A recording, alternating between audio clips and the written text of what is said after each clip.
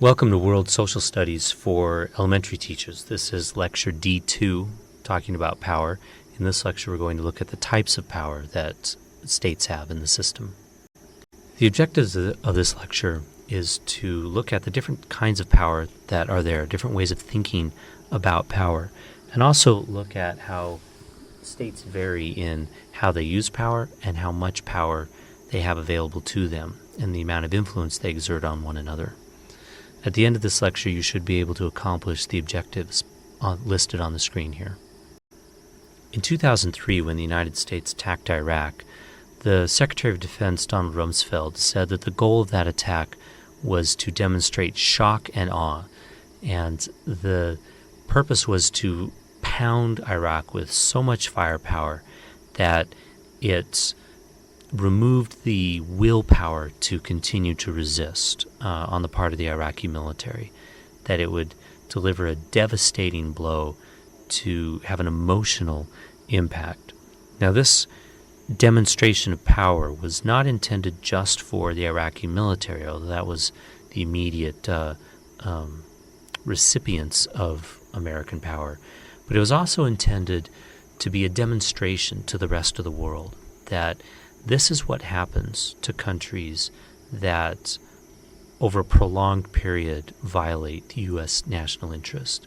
That when the United States threatens war on a state, this is what it looks like. It was an attempt to not have a sort of polite gentleman's war, but an intentionally brutal, again, shocking display of American power.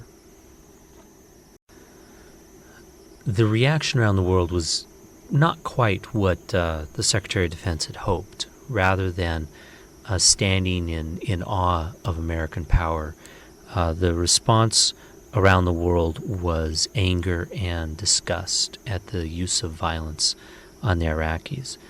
Throughout the world, there were protests against the Iraq War. Not so much in the United States, but hundreds of thousands of people took to the streets to protest what they saw as an illegitimate and unlawful exercise of military power on foreign peoples. America's image plummeted abroad after 2003.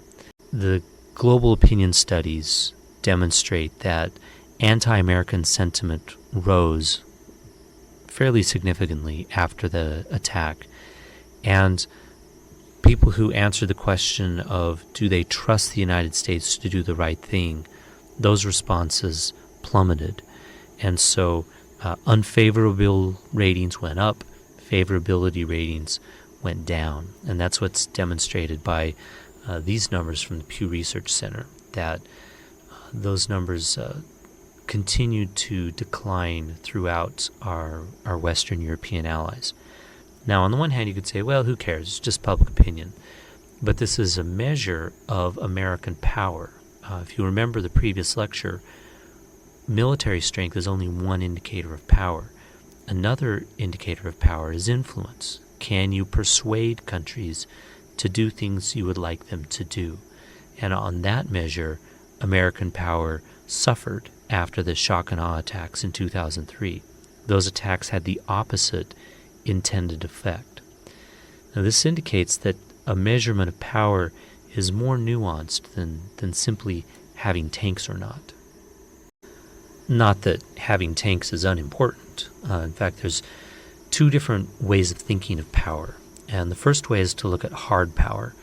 And it's called hard power because it's power that you can tangibly look at. It's visible power. It's power that can be exerted from one state to a next.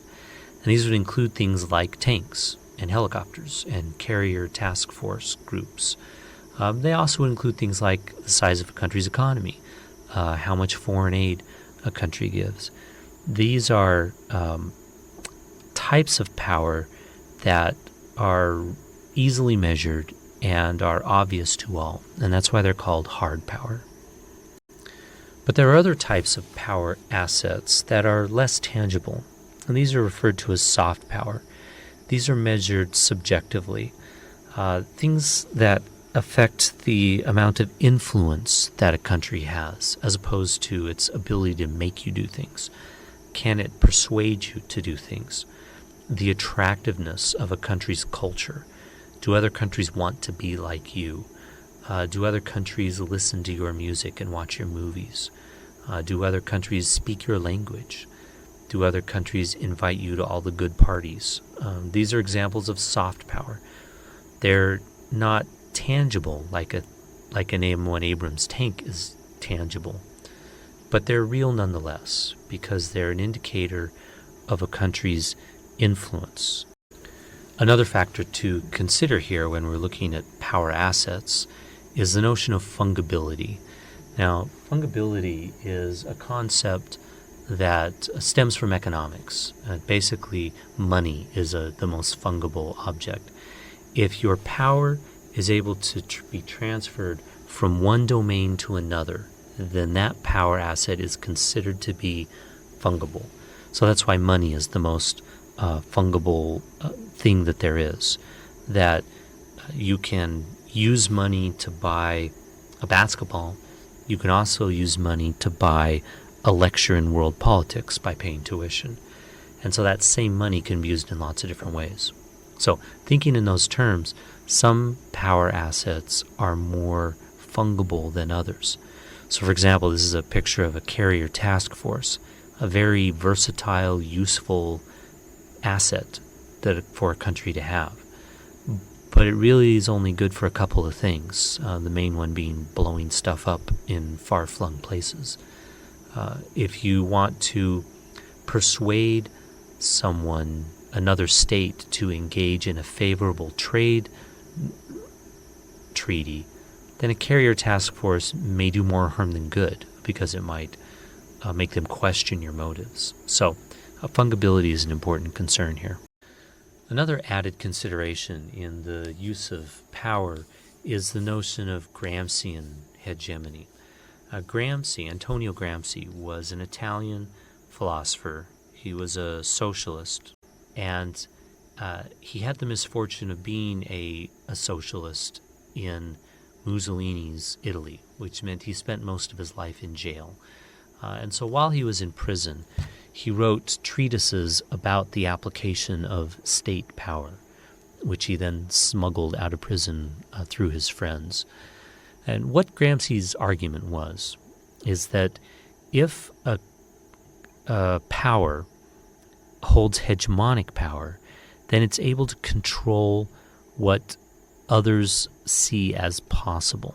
We might go back to the earlier discussion of postmodernism. An understanding of Gramscian power is key to the postmodern paradigm. And so if you remember that if you can construct reality so that those who are powerful are able to exercise power and influence others without the targets even realizing that has happened, then that is Gramscian hegemony, that those who are being exploited willingly follow the exploiters because their conception of what is normal and what is good and just has been construed in a way that they willingly go along with it.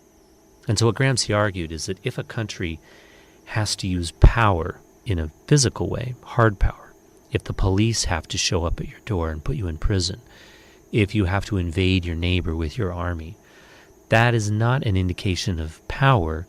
That's an indication of weakness, because you have lost your hegemonic power if you have to resort to force to make people do things. So it's an interesting twist on the notion of power, that Gramscian power never uses physical force because it's a manipulation or invisible use of power, whereas physical force and using the hard power assets is actually a sign of weakness, and it's not a sustainable use of power. Another factor to consider here in the types of power is absolute versus relative power. Now, absolute power is whether or not you have the ability to do something. that is absolute power. Can you mow the lawn or not? Yes or no? I have the power to do that. It depends on whether I own a lawnmower, for example. Do I have the power to make you sit in that chair? Okay, that's absolute power. And maybe I'm big and strong, or maybe I have some handcuffs, but I can make you sit down. That's absolute power. Yes or no? Relative power, though, is looking at how much power do you have relative to others. So, do you make more money than your neighbor does? Well, if so, then you have a relative power advantage over your neighbor. Can you bench press 300 pounds when your neighbor can only bench press 200? Well, that means you have a relative advantage over your neighbor in that aspect of strength. So it's a different way of thinking about power. Not simply do you have the capacity to do something, but do you have more or less capacity than the state that you're comparing yourself to. So translated into negotiations, you can think in terms of absolute and relative gains. So an absolute gain would be where a negotiated agreement might result in an objectively positive outcome for everybody. That's an absolute gain. Whereas a relative gain is that you gain more than the person next to you. So it might be good for both of you, but if it's better for you, that's a relative gain. Or on the flip side, there might be a negotiated agreement that is good for both parties, but the other party may benefit more from it than you do. Well, viewed from that perspective, that's a relative loss to you, even though your absolute gains might be positive. Now, this diagram is used to illustrate the absolute versus relative gains. So here we have country A is more powerful than country B. They have a relative advantage. The yellow is the power that they have. And then they negotiate some trade agreement where it's mutually beneficial. Both countries come out better than they did before the treaty. And so you might argue, well, of course, people are going to engage in that treaty, only to find out that country A has rejected the treaty. Well, why is that? Well, it's because if A benefits, but B benefits more than A, then that means that B has a relative gain, even though A has an absolute gain. And so B is closing the gap between B and A, which means that treaty would result in a relative loss to country A, and they might reject the treaty, even though, objectively speaking, it is beneficial to them. So it would accept the treaty from an absolute gains perspective, but it would reject the treaty from a relative gains perspective. Once you understand power and how it's measured, then you can understand many of the analytical approaches to world's politics, in particular realism and idealism, who focus in on power. And realism is all about power and maximizing power. So it's important to understand what it is and how it's measured. Now, the next lecture will look at how world powers measure up to each other in a relative sense.